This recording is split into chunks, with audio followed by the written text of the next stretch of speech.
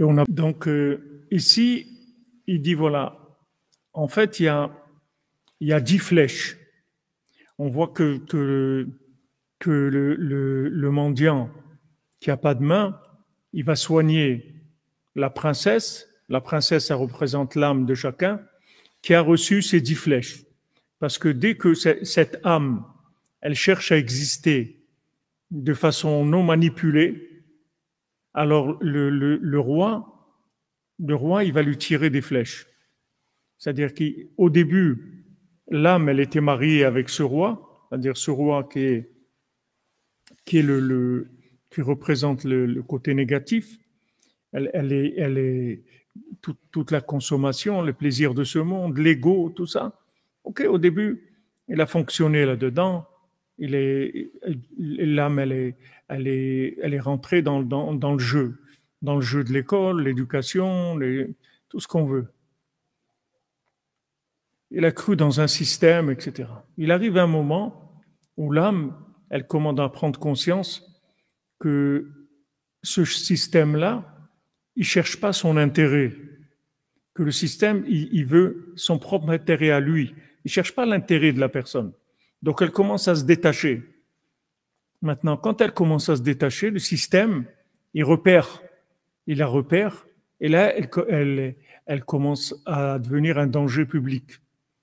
Parce que quoi, quelqu'un il veut être indépendant du système, il veut être joyeux. Non, pas, tu vas voir, on va te rendre triste. Tu vas voir, on va te rendre triste, on va te faire des problèmes. On va te rendre triste. Et elle, la princesse, elle se sauve, elle s'en va. Elle s'en va. Elle voit ces murs en eau, c'est-à-dire tout ce château en eau, ce mur en eau, tout ça qui est en eau, que normalement, si elle rentre là-dedans, logiquement, elle doit se noyer. Mais elle va rentrer quand même. Elle va faire un fort de Emouna, elle va avoir la foi, comme quelqu'un te dit, mais tu vas te jeter à l'eau, mais il faut que tu saches nager, mais tu vas te noyer dans la vie. Tu vas te lancer dans quoi? Comment le système, il veut absolument maîtriser les moyens de réussir. Les moyens de réussir, ils doivent être nomenclaturés, ça doit être le système qui donne les moyens de réussir. On ne peut pas réussir si on n'utilise pas les moyens du système.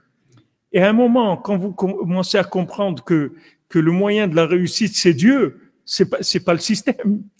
Et que le système, il veuille ou pas, si Dieu, il a décidé qu'il va vous donner quelque chose, il va vous le donner. Donc vous avez intérêt à vous faire copain et sympa avec Dieu, parce que c'est lui qui donne. Donc vous avez intérêt à vous connecter avec Dieu. Et Dieu, il te dit, tu veux te connecter avec moi, il faut que tu sois joyeux. Et à ce moment-là, on devient des bons amis, tellement de bons amis que moi-même, je vais protéger notre amitié. Je vais te garder proche de moi. Que même des moments où tu vas t'affaiblir, moi, je vais te rattraper. On te compte ce que ça veut dire? C'est-à-dire, Dieu lui-même, il sécurise le rapport avec la personne. Alors, quand tu veux te lancer dans la vie, tu vas trouver que des gens qui vont te casser. Surtout quand c'est quelque chose qui est hors système, hors norme. Mais comment tu veux faire quelque chose hors norme? Mais t'es fou. T'es pas normal. Mais oui, justement, c'est ce que je veux. Je veux faire quelque chose de pas normal avec des anormaux. C'est ça que je veux. Non, mais tu es complètement malade. Mais tu pourras. Voilà ce qui se passe quand elle veut quitter le deep state. Dès qu'elle veut quitter, ça y est. Le roi, il dit, allez, rattrapez-la. Elle dit, non, on n'arrive pas, elle veut pas revenir. Il dit, si c'est comme ça, qu'elle veut pas revenir, alors tuez-la. Tirez-lui toutes les flèches. Alors, ces flèches, les 10 flèches, ça représente les 10 sphirotes, d'accord? C'est-à-dire, elle va être attaquée dans toutes les sphirotes. Dans les sphirotes de la tête, d'abord, et les sphirotes du comportement, dans tout le comportement, dans toutes les midotes, toutes les mesures, elle va être attaquée dans tout. Dans tout. Être attaquée à tous les niveaux. Mais ce qui englobe tout le mal de toutes les sphirotes, de toutes les midotes, c'est l'alliance, de couper l'alliance. C'est en fait, on veut que tu partes. On veut que tu coupes, que tu t'en ailles, c'est tout. On veut que tu t'en ailles. Adam Arishon, il a fauté, il a mangé du fruit, il a fait quelque chose de terrible, il s'est fait avoir par le serpent, Adam et Chava. Hachem, il dit, vous êtes comportés comme ça, vous sortez du paradis. Et Adam Arishon, il était triste parce qu'il a échoué. Il a fait une catastrophe. S'il avait eu l'audace de dire, Hachem, désolé, je pars pas. Moi, je t'aime. Je reste. Il ne serait pas sorti. Il serait resté dans le paradis. Tout le but de la faute, c'est de couper les liens, c'est tout.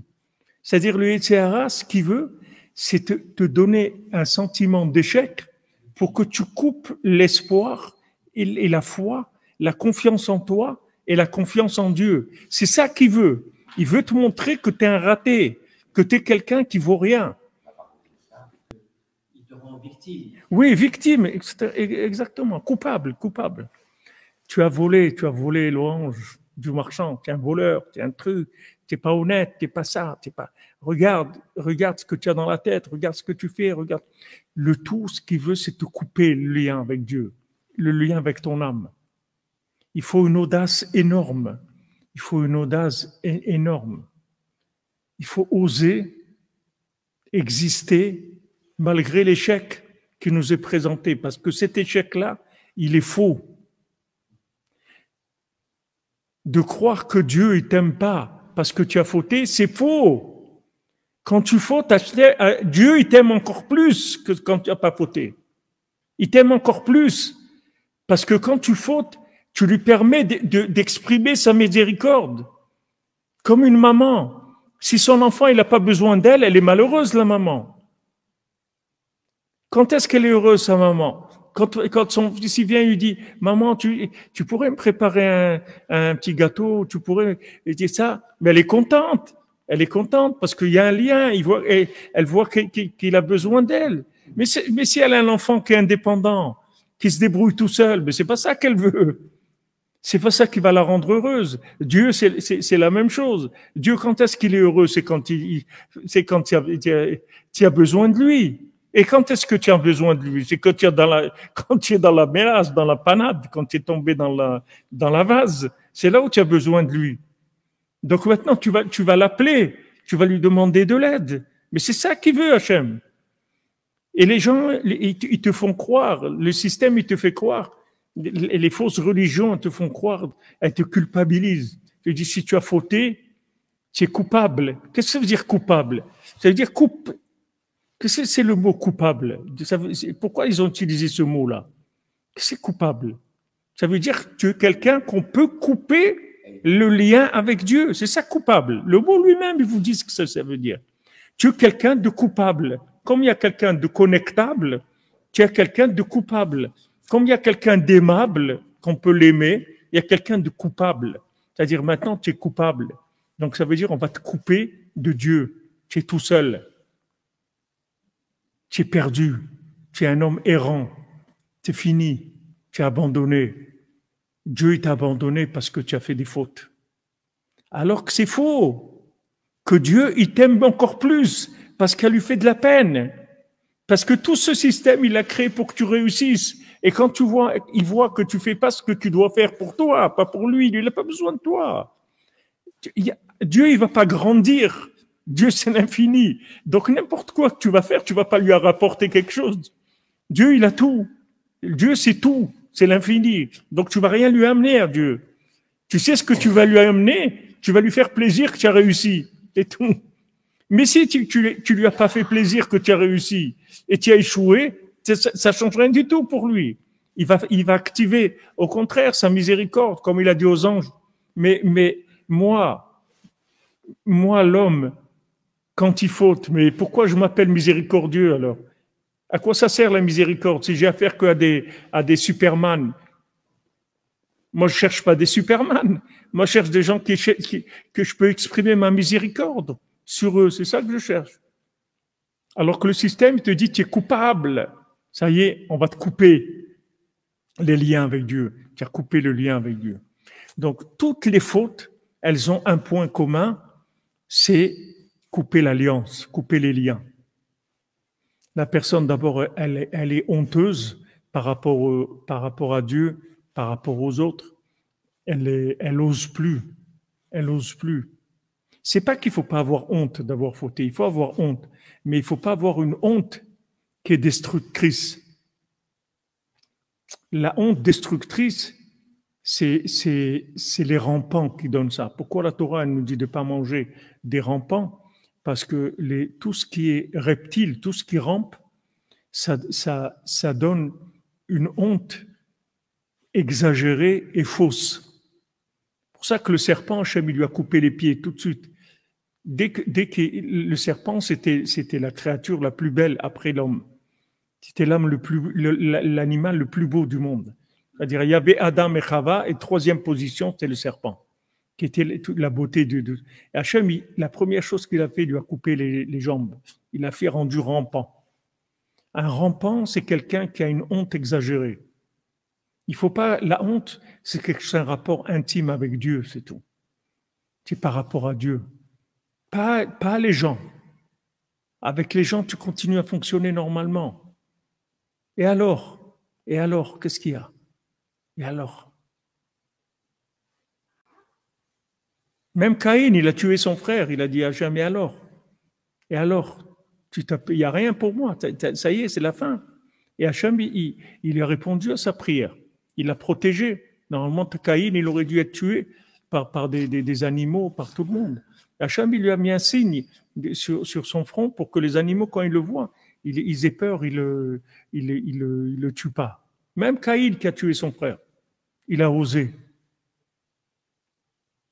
Alors maintenant, il y a un point, en poète, toutes ces flèches-là, elles ont un point commun, c'est la tristesse, c'est-à-dire la déconnexion avec Dieu.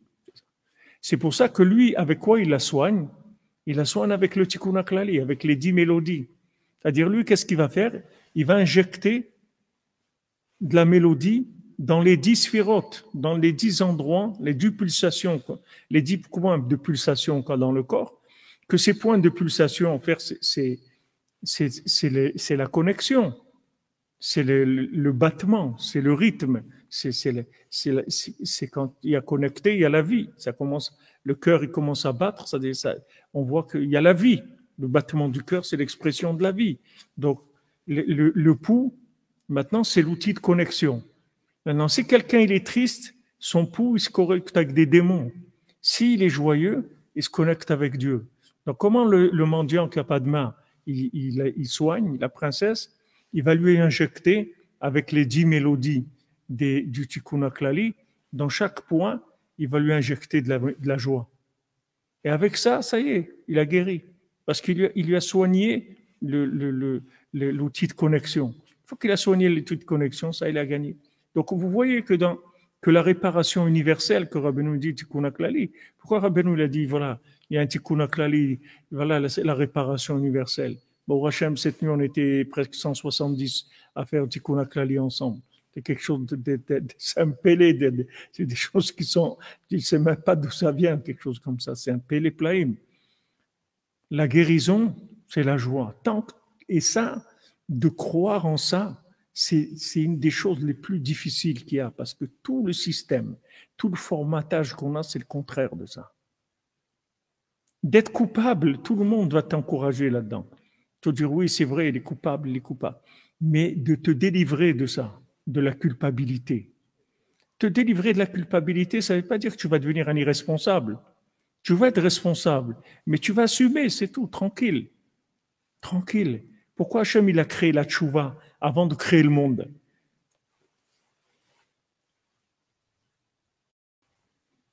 C'est comme s'il y a une caisse, c'est comme si dans un pays, on crée une caisse, que cette caisse-là, elle va servir à rembourser les dettes de tous ceux qui sont endettés. Voilà, il y a une caisse, c'est tout. Tu es endetté, ok, il y a une caisse pour ça. Viens, monte un dossier, on va t'aider. Mais l'endettement, c'est pas la faillite. Il n'y a pas de faillite. La tchouva, elle a été créée avant le monde. Donc, avant que ça commence l'histoire, on a prévu déjà qu'il y a des gens qui vont fauter. Donc, on a créé le remboursement. C'est tout. dois faire tchouva. Mais non, on veut te couper. On veut te couper la connexion avec Dieu. Et Rabbi Nathan, il dit dans l'écouté de Philante, il dit, regarde, Hachem, j'ai pas la force aujourd'hui de faire tchouva. J'ai pas la force. Je sais que j'ai fauté, j'ai pas la force de faire tchouva. Toi, tu as créé la tchouva avant le monde. Alors je te demande une chose. Tu vois, tout ce que je prie, tout ce que je te demande, considère que c'est ça ma tchouva. Et toi, tu fais tchouva pour moi. Fais la tchouva pour moi. Je peux pas. Je peux pas. C'est comme si tu as quelqu'un, tu vas, tu dis, écoute, je suis endetté et tout, toi tu es riche et tout, rembourse les dettes pour moi. Rabbi nous l'a dit, moi je fais tchouva pour vous. Accrochez, écoutez ce que je vous dis, accrochez-vous à moi. Moi je fais tchouva pour vous. Moi je fais tchouva pour vous, vous angoissez pas.